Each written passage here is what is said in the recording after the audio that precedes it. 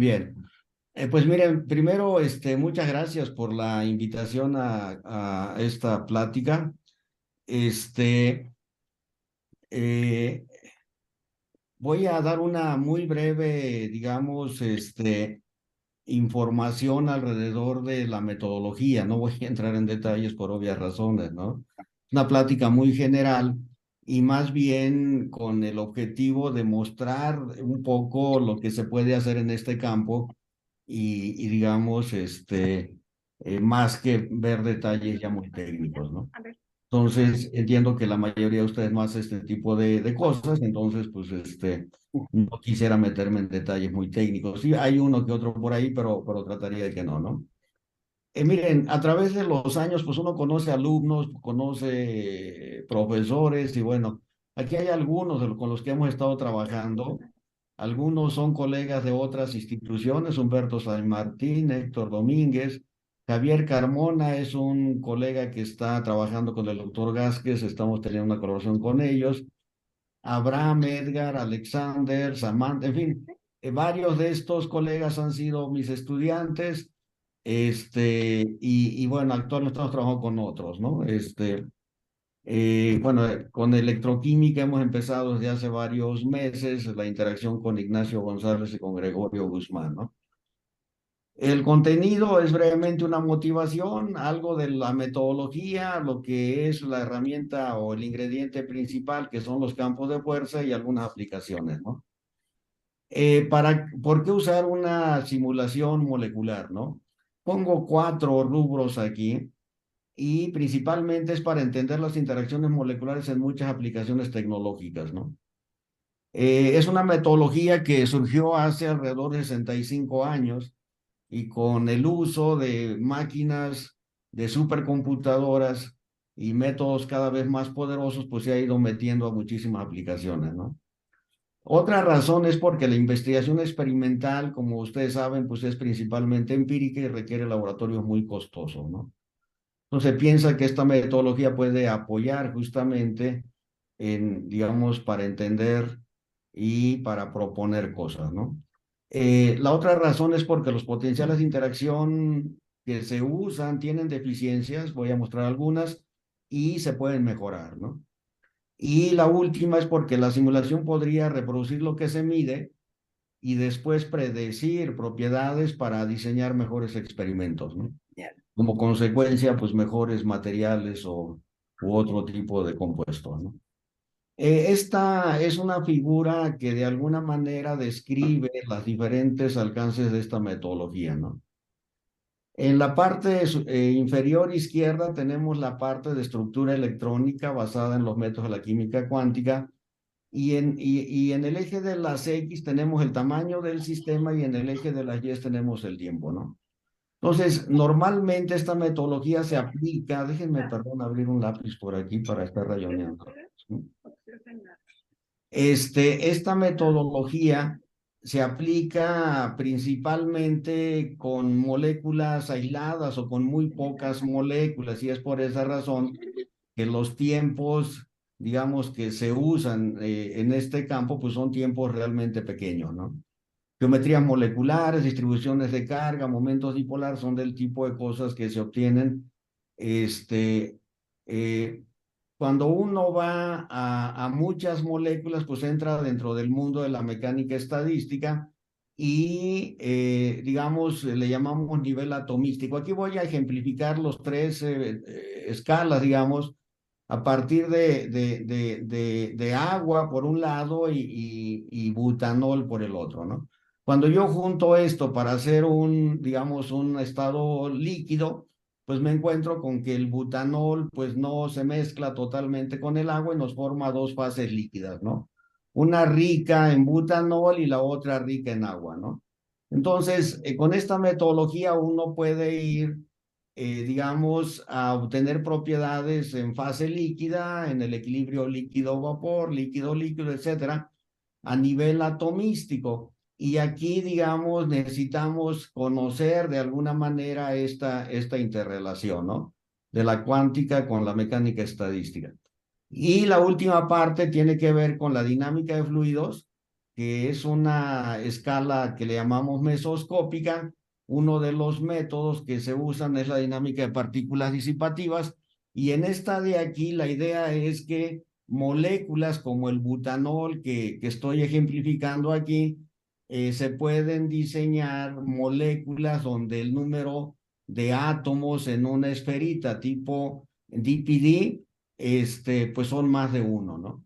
En la escala atomística vamos a ver que los electrones se quedan, no se usan explícitamente en este tipo de sistemas, y en este de acá, pues ciertamente, pues se pierden con más razón, ¿no?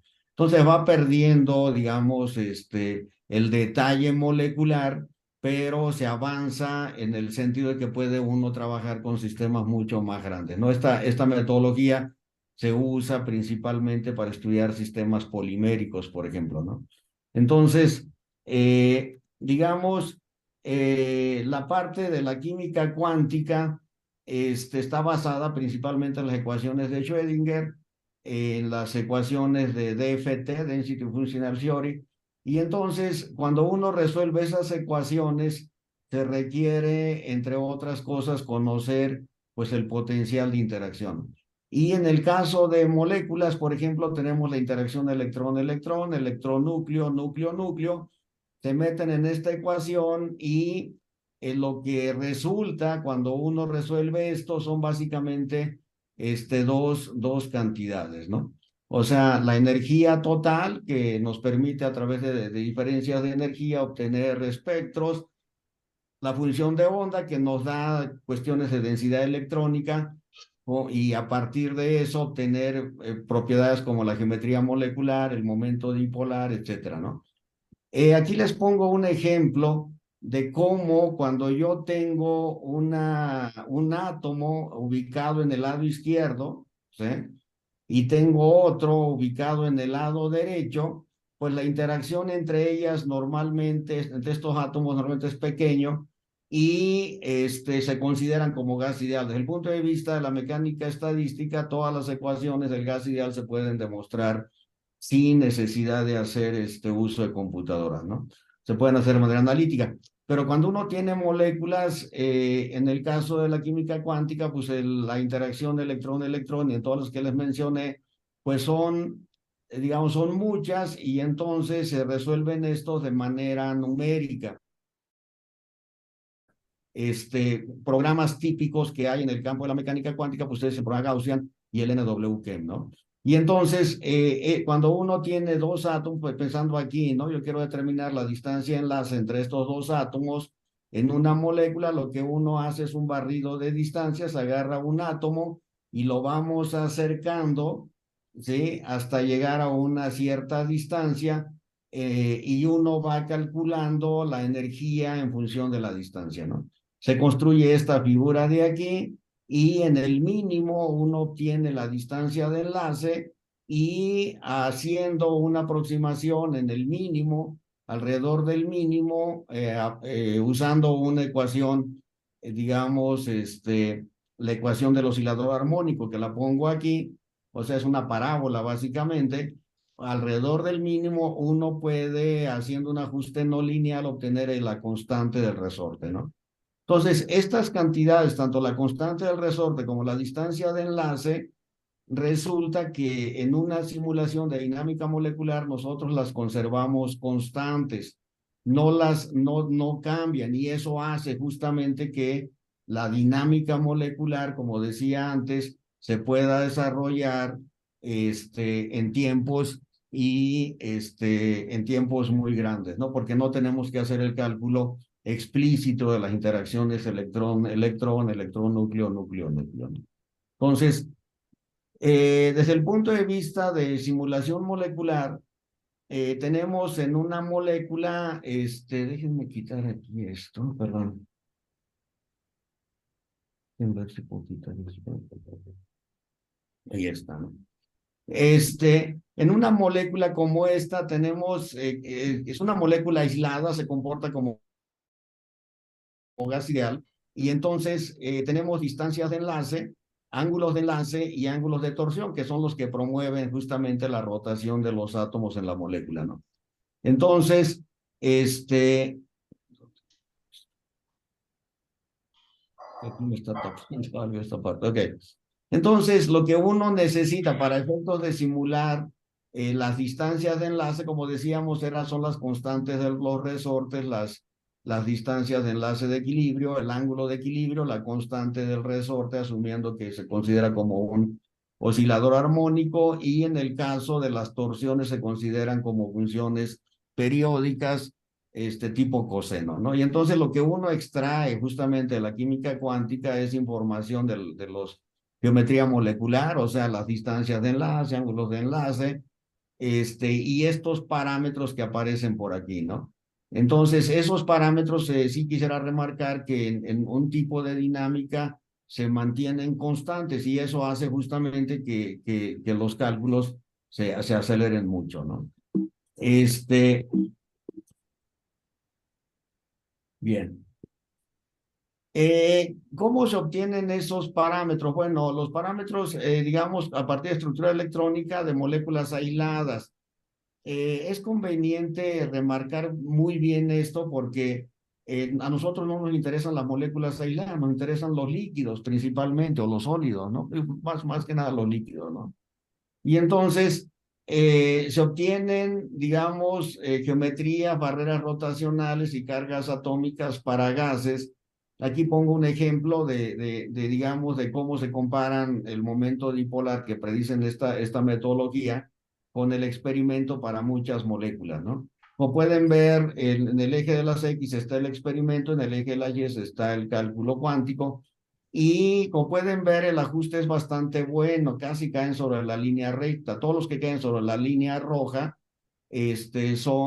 digamos, es que el cálculo cuántico predice muy bien esos resultados, ¿no? ¿Sí? ¿Cómo se obtienen estas propiedades en el cálculo cuántico? Pues es a través de la densidad electrónica, como les decía.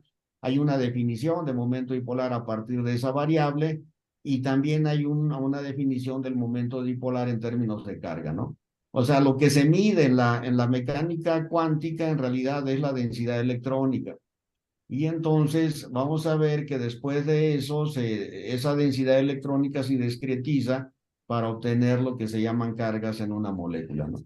Pero digamos, entonces lo que hace justamente meternos en la parte de los líquidos, pues son los métodos de dinámica molecular, uno de los muchos métodos que hay en la mecánica estadística.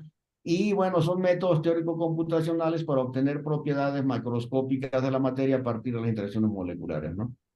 Nosotros en México hemos promovido esta herramienta, hemos organizado en los últimos 14, 15 años, 14 talleres a nivel nacional, donde asisten pues muchos alumnos, muchos investigadores. El año pasado tuvimos la presencia de más de 200 participantes en el taller que hicimos a nivel en línea, porque no lo hicimos presencial. Y hemos hecho 14 reuniones también a nivel internacional, ¿no? Entonces, es una herramienta o una metodología que desgraciadamente no se enseña mucho en las universidades. Se enseñan en algunos cursos optativos por parte de profesores que desarrollan esto en las universidades, pero son pocos los lugares donde tienen, digamos, cursos obligatorios en este tema. Yo creo que es un campo que debe de crecer. Está creciendo, pero yo creo que debe crecer más rápido, ¿no? Es una dinámica molecular. Miren, una dinámica molecular consiste en colocar un conjunto de moléculas, N moléculas, con posiciones y velocidades iniciales, ¿sí? Este, y a través de un potencial de interacción digamos, uno puede imponer pues temperatura externa y presión externa para desarrollar experimentos que de alguna manera son similares a los experimentos en un laboratorio, ¿no? Consisten en resolver las ecuaciones de Newton, ¿sí? Y esas ecuaciones pues se modifican para imponer justamente temperatura y presión, pero lo que es valioso de una dinámica molecular es obtener posiciones y velocidades en función del tiempo. Con esas posiciones y velocidades uno puede obtener una gama de propiedades, cientos de propiedades, diría yo. Aquí ilustro algunos que van de la parte termodinámica, la parte propiedades de transporte, que son dinámicas, y la parte estructural, ¿no? Un programa contiene cientos de ecuaciones y, bueno, miles de líneas de programación, ¿sí? Entonces, hay diferentes tipos ¿cómo se llama? Diferentes tipos de dinámicas moleculares. Nada más quisiera mencionar los nombres. O sea, hay dinámica molecular como la que probablemente va a platicar el doctor Marcelo Galván. Es una dinámica que se conoce como ab inicio. En esa dinámica, las fuerzas se obtienen con la química cuántica usando métodos de DFT, justamente, y entonces se puede estudiar reactividad química. Pero sin embargo, esta metodología es muy costosa computacionalmente y por tanto está restringida a estudiar pues cientos de moléculas, ¿eh?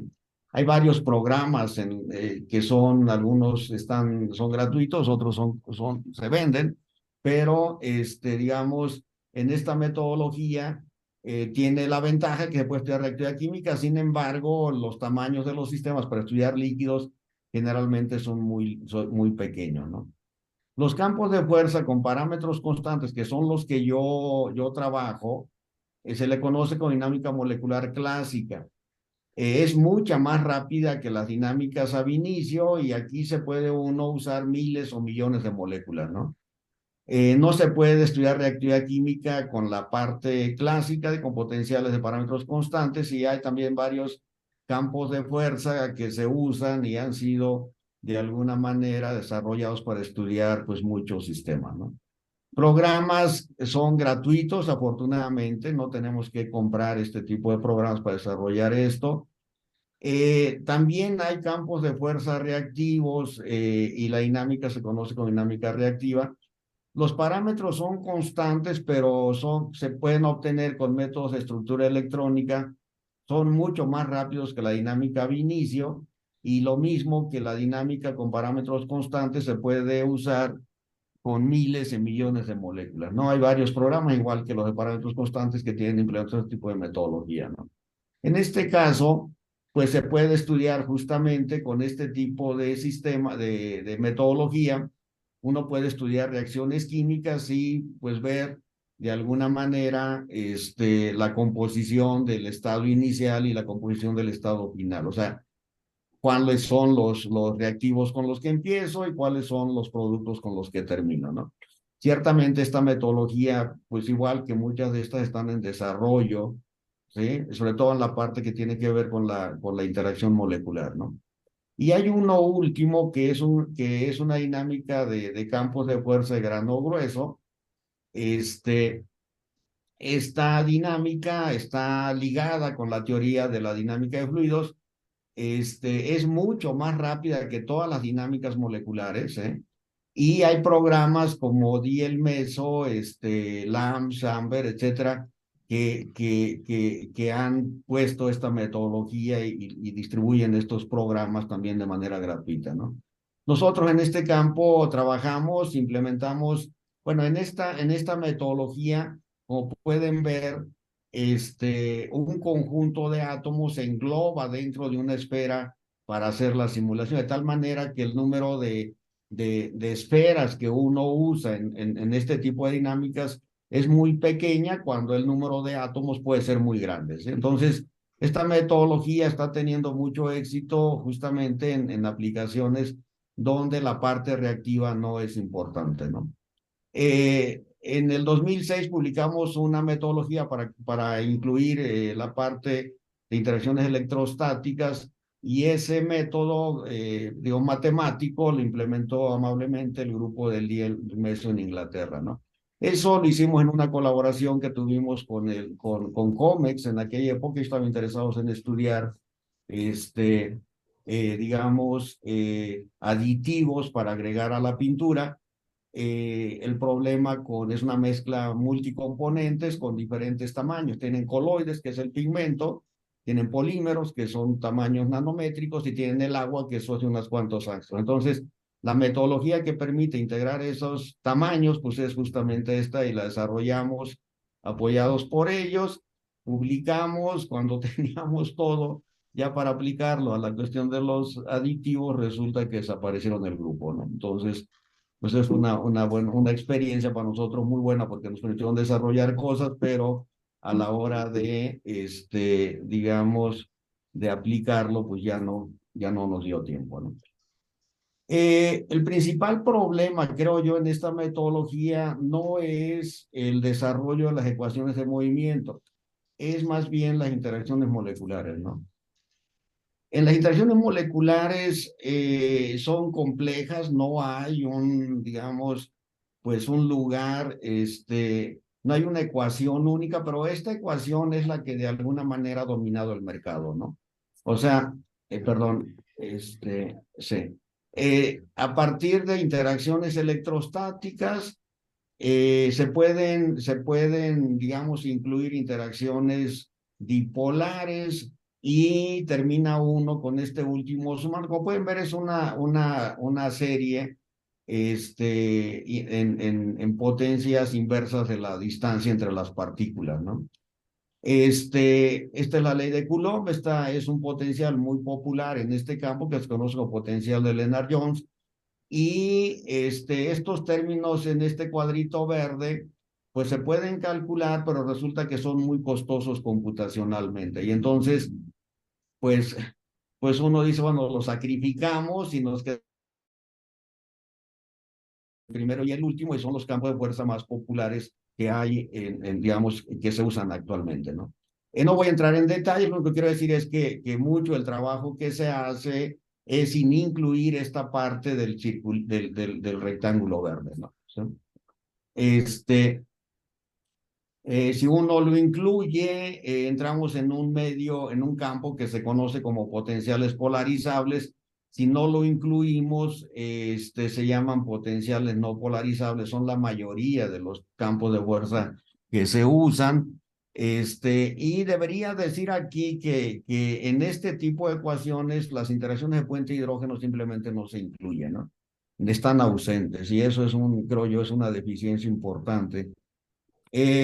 Para obtener los parámetros, ¿cómo se hace? Para que tengan un poco idea digamos, por qué las limitaciones de estos campos de fuerza, ¿no?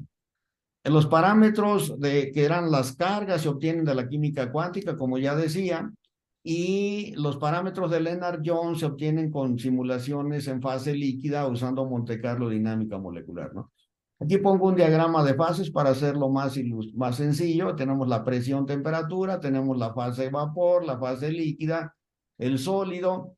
Entonces, la idea es que uno toma cargas y geometrías moleculares que provienen de la cuántica y hace una simulación y los parámetros de Lennard-Jones se ajustan para reproducir la densidad de líquido y el calor de vaporización en la mayoría de los campos de fuerza que hay. Con esas dos propiedades me parece que queda claro que no es suficiente para tratar de predecir el comportamiento de muchas sustancias, ¿no? Entonces, lo hacen en fase líquida, principalmente a temperatura. Después, un grupo de colegas se dio la tarea de checar qué también daban estos campos de fuerza en el equilibrio líquido-vapor. Encontraron que pues, ciertamente daba mal y entonces reparametrizaron pues, algunos grupos funcionales para que dieran bien las densidades, la temperatura de ebullición y las propiedades críticas, ¿no? Entonces, en esta metodología, los parámetros que se obtienen son para moléculas pequeñas y se transfieren para hacer moléculas pues más grandes, ¿no?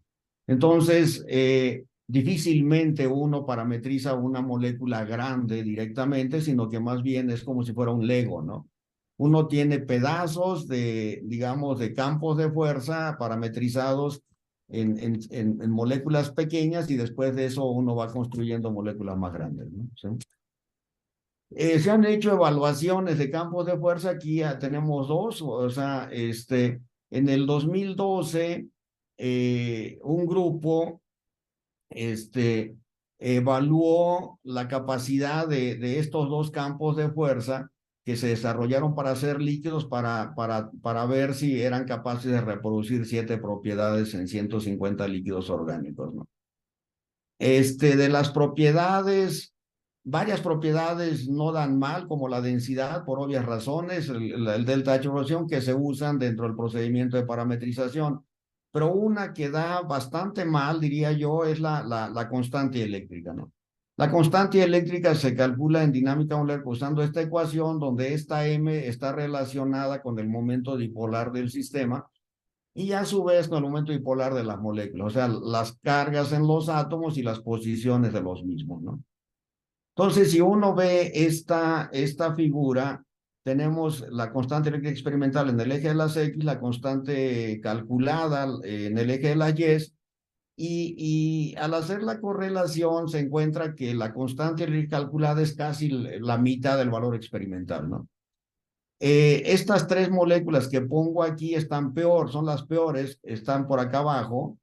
Y entonces, digamos, como pueden ver aquí, pequeños cambios en la estructura molecular. Si tomamos como base esta que se llama formamida, este hidrógeno lo cambiamos por un metilo o este hidrógeno lo cambiamos por otro, la constante eléctrica crece de manera impresionante, ¿no?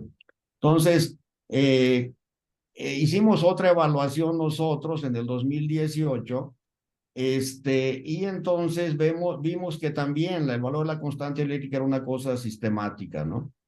Perdón, Sí, Pepe, nada más, nada más que hay que aclarar, la línea continua es la parte experimental, ¿verdad? Y los la puntos son línea los... continua no. La No, línea es una correlación, Nacho. O sea, sí, en el eje de las sí, X tenemos el dato sí, experimental, en el eje de las Y es el dato calculado. ok, de acuerdo, sí, Cuando los valores caen sobre la línea, los valores, sí, déjenme poner aquí, es un fuse.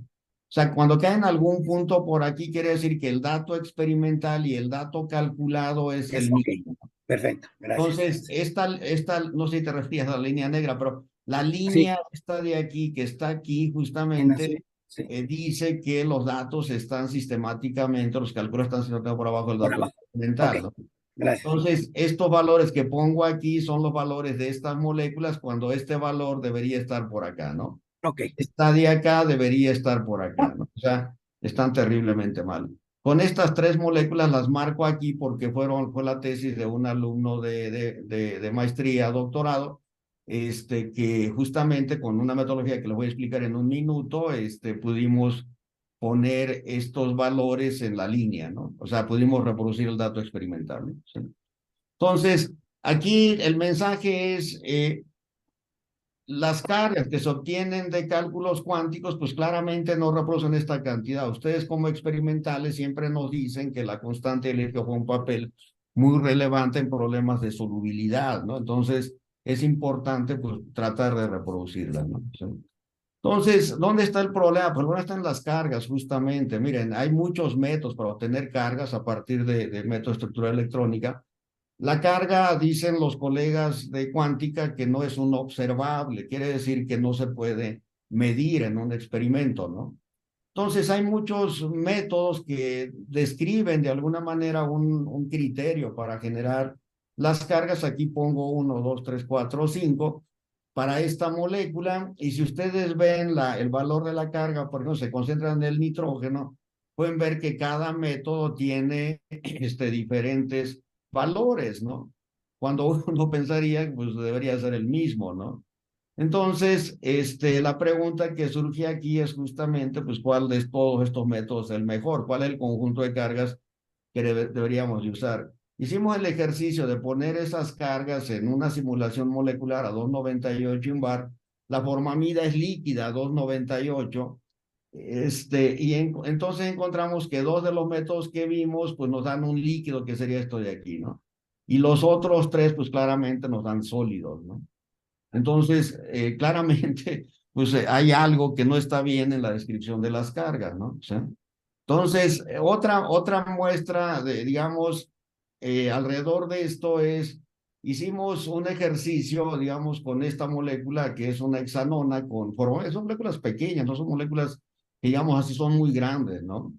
Entonces tomamos las cargas originales de, digamos, de parámetros reportados en la literatura y lo que encontramos es que estas dos moléculas pues se mezclan, ¿no? Ustedes saben muy bien que si una molécula es altamente polar y la otra es poco polar, pues no pueden mezclarse, ¿no? Entonces esto de aquí, digamos, del punto de simulación estaría mal. Es una predicción pues mal hecha, ¿no? Nosotros con una metodología que desarrollamos mejoramos digamos, las interacciones moleculares, las pusimos igual a los dos compuestos y encontramos que justamente aquí se nos separa, ¿no? La parte de abajo es la formamida, la parte de arriba es la hexanona. En ese momento no teníamos información experimental. Entonces, bueno, estamos en un departamento que tiene laboratorios, fuimos a los laboratorios, resulta que no tenían estos dos compuestos, los se solicitaron después de varios meses, como ustedes saben, pues llegaron los reactivos y entonces fuimos corriendo al laboratorio a hacer el experimento y esta es una de las fotos justamente que sacamos en ese momento. Entonces justamente digo, es obvio que se van a separar, ¿no? O sea, tenemos aquí la hexanona arriba de menor densidad, la formalidad abajo, y entonces lo que hicimos nosotros en realidad fue hacer una predicción de la separación de fases con el trabajo que hicimos, ¿no?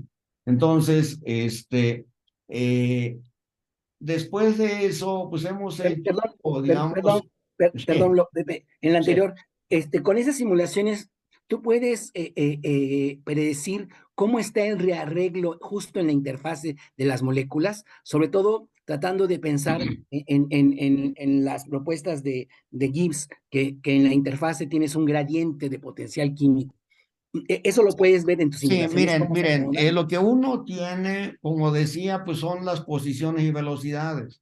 Sí, Y entonces uno puede calcular muchas propiedades con esas posiciones y velocidades. Yo decía cientos, pueden ser, digo, a lo mejor, no es que exagere, pero sí son cientos de propiedades que uno puede calcular con posiciones y velocidades, sí. justamente. Uno puede ver desde cómo se orientan las moléculas en la superficie. Uno Oye, puede ver qué tanto, digamos, eh, digamos, en este caso, pues es un fluido bastante uniforme, o sea, la parte de la hexanona forma un líquido 1, digamos, la fase de la formamida forma un líquido 2 y hay una región, como pueden ver sí, aquí, no sé si se alcance a ver, pero hay una sí, región donde, pues de alguna sí. manera, interaccionan las dos. Uno puede ver a nivel molecular, pues cómo se orientan las moléculas, qué tantas se absorben en la superficie. Uno puede medir la tensión superficial de estas propiedades. En fin, o sea, uno puede medir muchísimas que no voy a mencionar aquí, pero son muchas propiedades que uno podría, entre otras partes, la orientación, ¿no? Esas propiedades nosotros le llamamos de estructura. No son Mm, termodinámicas ni de transporte, pero uno puede ver cómo se estructura un líquido alrededor del otro, Nacho. ¿Sí? gracias, Bien. gracias, exactamente, sí. Bien, entonces este trabajo, bueno, lo publicamos y bueno, entonces aquí hemos hecho propuestas y bueno, afortunadamente están funcionando para justamente parametrizar solventes polares.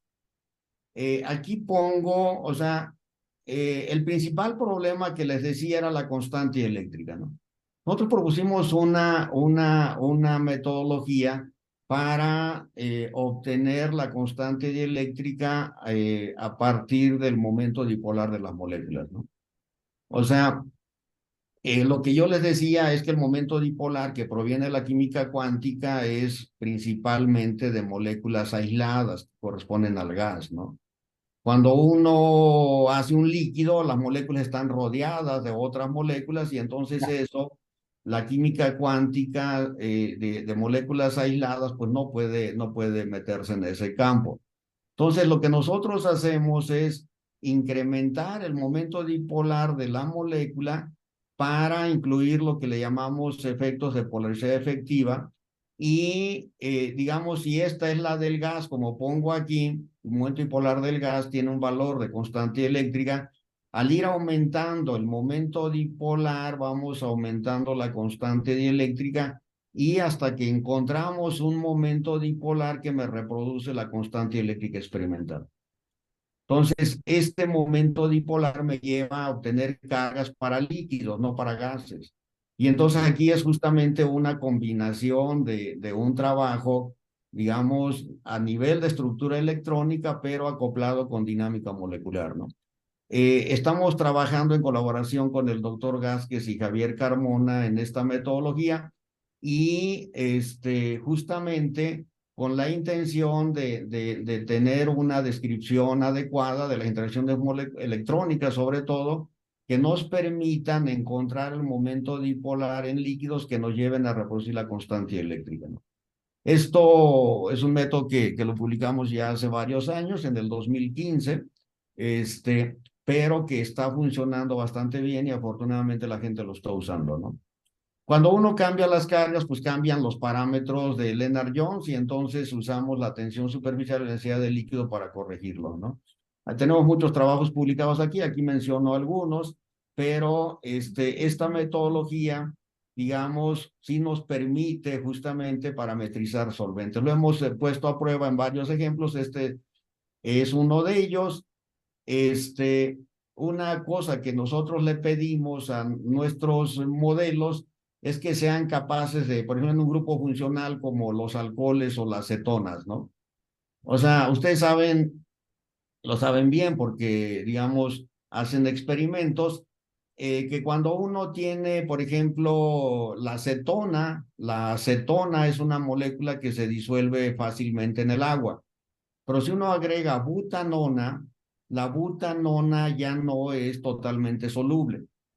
Y entonces el simple hecho de agregar un metilo en la cadena hidrocarbonada hace que haya un fenómeno de solubilidad y pase a otro de insolubilidad, ¿no? Desde el punto de vista físico, pues corresponde a un sistema que sería líquido homogéneo a uno que tenemos dos líquidos, ¿no? El líquido 1 y el líquido 2. Entonces nosotros, la metodología que estamos desarrollando, justamente le pedimos eso. O sea, le pedimos que sea capaz de reproducir propiedades en fase líquida, temperatura ambiente, como la densidad, la constante eléctrica, tensión superficial, coeficiente de difusión, todas estas que viscosidad, etcétera, propiedades críticas como la temperatura, la densidad, y le pedimos que también sea capaz de reproducir propiedades en el equilibrio, el líquido con el agua, si mezclas de acetona agua o mezclas de metanol agua, por ejemplo, igual, muchas propiedades físicas y luego que también sea capaz de describir la solubilidad del butanol o de la butanona. O sea, digamos, y entonces hicimos, este trabajo está publicado hace 2 años. En el caso de nosotros le llamamos WAMI-EW, no sé ustedes, pero nosotros siempre buscamos de ponerle algo asociado a la UAM. No quiere decir Universidad Metropolitana de Iztapalapa, quiere decir United Atom Model via Interactions Explicit Water, ¿no? O sea, pero bueno, los datos de nosotros son estos tres de aquí. Los datos es una escala de 0 a 10, ¿no? 10 significa que reproduce totalmente el dato experimental, ¿no? Los datos negros corresponden a las propiedades del líquido. Aquí dice black color, ¿no? Los datos rojos corresponden a los resultados que obtenemos en el equilibrio, en mezclas con agua, mezclas equimolares, ¿no? Y el verde es justamente reproducir la solubilidad de el butanol y butanona en estos grupos funcionales, ¿no? Como pueden ver aquí, las cetonas son las que más fallan, ¿no? O sea, los datos negros, que son los del componente puro en fase líquida, dan bien en diferentes campos de fuerza, pero ninguno da bien en las soluciones acuosas y mucho menos la solubilidad de los compuestos, digamos, que son parcialmente solubles, ¿no? Nosotros nos da bien porque los ajustamos para que nos dé bien, ¿no? En el caso de los alcoholes, pasa lo mismo. O sea, este campo de fuerzas compite, digamos, competimos con él, si queremos verlo así, pero este de aquí se queda muy por abajo, ¿no? Los alcoholes son sistemas que se han estudiado mucho más que las cetonas y entonces, digamos, el acuerdo pues no es tan malo, ¿no? Pero podemos ver que hay deficiencias en los campos de fuerza, ¿no? Entonces, nuestra propuesta consiste en lo siguiente. O sea, lo que nosotros queremos o hacemos es transferir parámetros de grupos funcionales en la molécula, ¿sí? Por ejemplo, en esta molécula tenemos un alcohol aquí, ¿no? ¿Sí? Entonces uno parametriza, como les dije, uno puede parametrizar los alcoholes con las propiedades que les dijimos hace ratito. Pues tenemos un éter aquí, parametrizamos el grupo funcional de los éteres, igual con muchas propiedades en fase líquido. Y tenemos una sección de hidrocarburo. Estos de hidrocarburos ya hay mucho trabajo hecho y entonces uno toma con confianza esos parámetros. Y entonces los parámetros de esos grupos funcionales de moléculas pequeñas los usamos para parametrizar moléculas más grandes, ¿no? Y entonces hacemos estos equilibrios, como decía hace rato, o sea, en fase líquida, en el equilibrio líquido-vapor, en el equilibrio líquido-líquido, y a partir de los grupos funcionales se construyen moléculas más grandes y se pueden estudiar también sus mezclas, ¿no? Entonces simulan inclusive otras condiciones termodinámicas como temperatura y presión, ¿no? Bueno, ahí está el video. Y entonces esto lo hemos usado pues para hacer distintas aplicaciones, ¿no? Voy a mostrar muy brevemente la parte de la idea y algún par de resultados por ahí, no voy a meterme en los detalles, pero bueno, justamente con discusiones con Nacho y sus colegas, pues entramos en este campo, ¿no? O sea, a nosotros no nos interesa la parte esta de aquí por el momento, ni esta de acá, que es el Solid Electrolyte Interface, donde hay reacción química, ¿no? Nosotros nos estamos metiendo en la parte propiamente del electrolito, la solución, ¿sí? O sea, buscar nuevos solventes justamente para esto, ¿no? Aquí hay digamos, sobre el tipo de solventes que se usan. Esto es la cantidad iónica en escala logarítmica en función de la temperatura. Acá está en grados centígrados.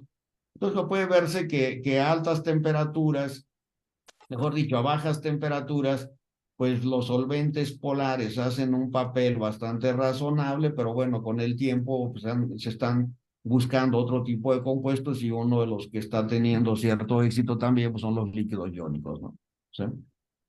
Entonces, nosotros con esta metodología que le acabo de explicar, pues nos dimos a la tarea de evaluar los campos de fuerza que se usan en los electrolitos, los solventes más comunes, digamos, en este campo, son carbonatos cíclicos o carbonatos no cíclicos lineales, ¿eh? Y entonces, de todas estas moléculas calculamos estas 5 propiedades. O sea, calculamos la constante eléctrica, y aquí ponemos el error relativo, digamos, entre el valor calculado y el valor experimental, ¿no? Eh, un error pequeño significa que estamos muy cerca del dato experimental, ¿no? Cero sería que reproducimos el dato experimental, ¿no? Entonces, como pueden ver aquí, diferentes campos de fuerza, los nuestros son los verdes, dan errores muy grandes en todas las propiedades, excepto en la densidad, que es la que se usa para parametrizar principalmente, ¿no? Una propiedad que le importa mucho a la gente que hace electrolitos, pues es la viscosidad, ¿no? Y como pueden ver aquí, se sale del 100%, ¿no? En los otros campos de fuerza y nosotros tenemos, con lo que hicimos, un muy buen acuerdo, ¿no? Entonces, después de eso, uno dice, bueno, pues está bien, pero la tendencia es moverse hacia los líquidos iónicos, ¿no?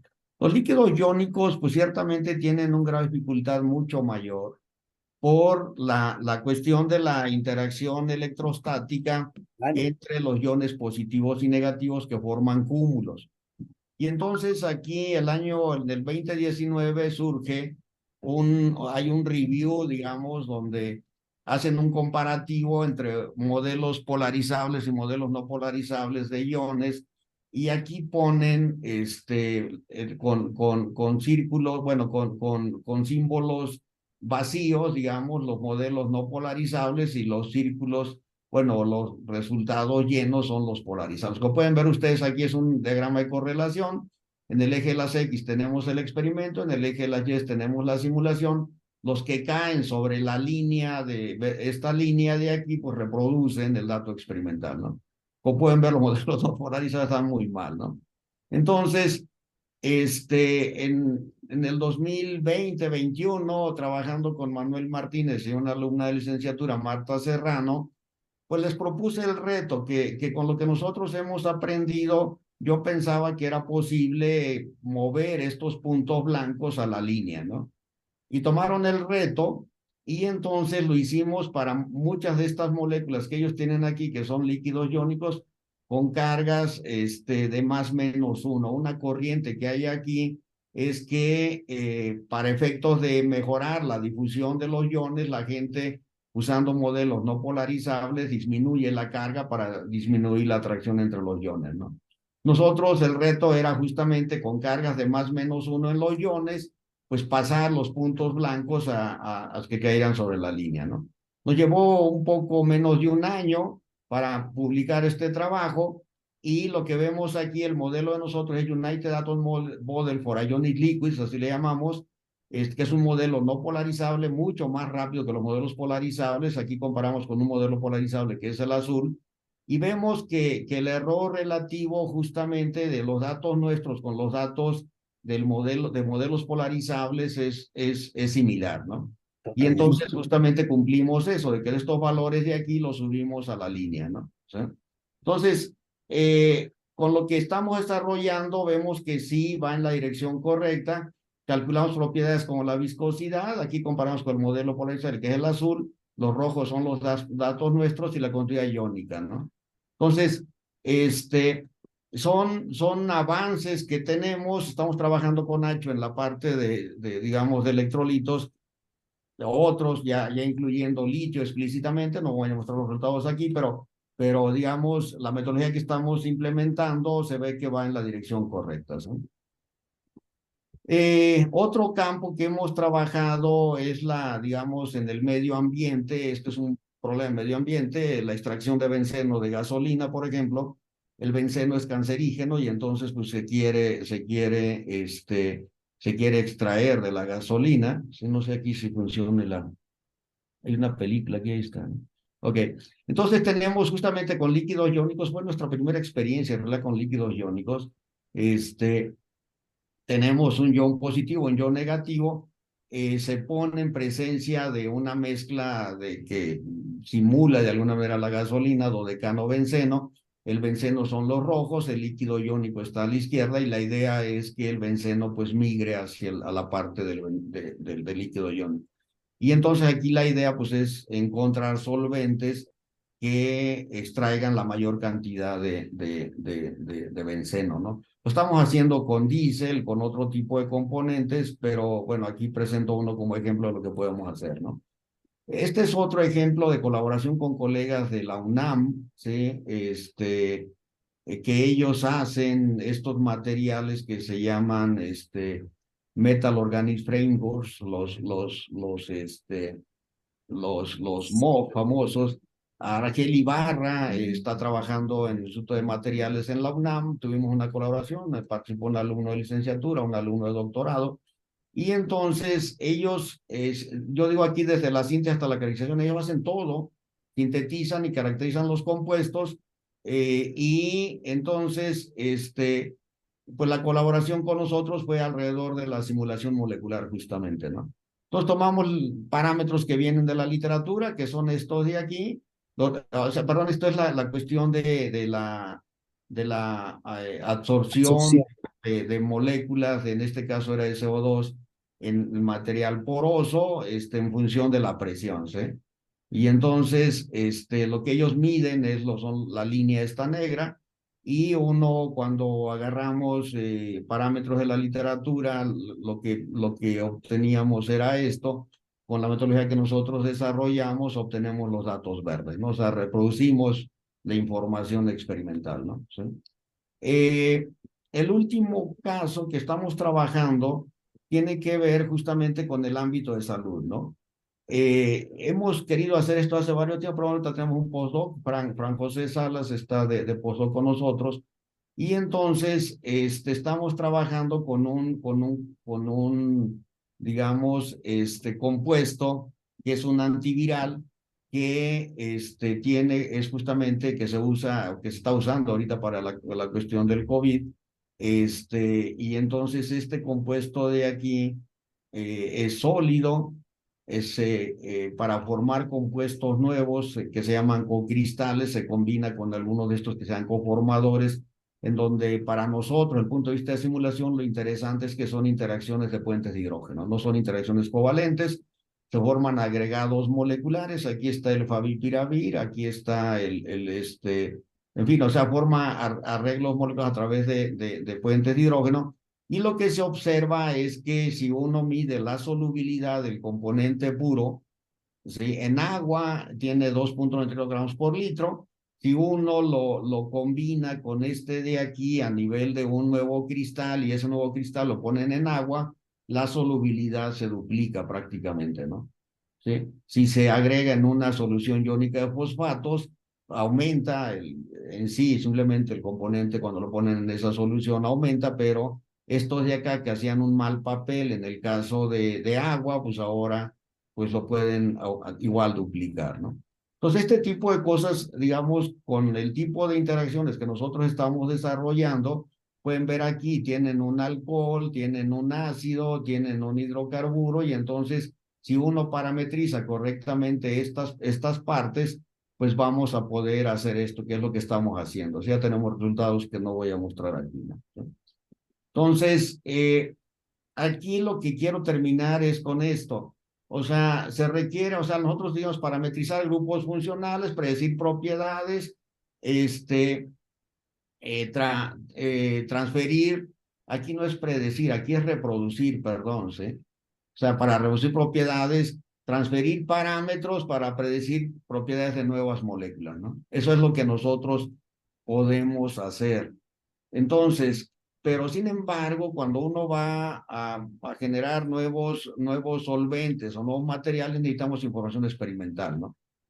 Entonces, también recursos humanos, o sea, aquí pues necesitamos gente que nos ayude con este tipo de trabajos. Y entonces esto de aquí en líquidos, todas estas propiedades que les he comentado, en líquido vapor, en líquido líquido, la pregunta es si todas estas cosas se pueden medir en los otros mexicanos, ¿no?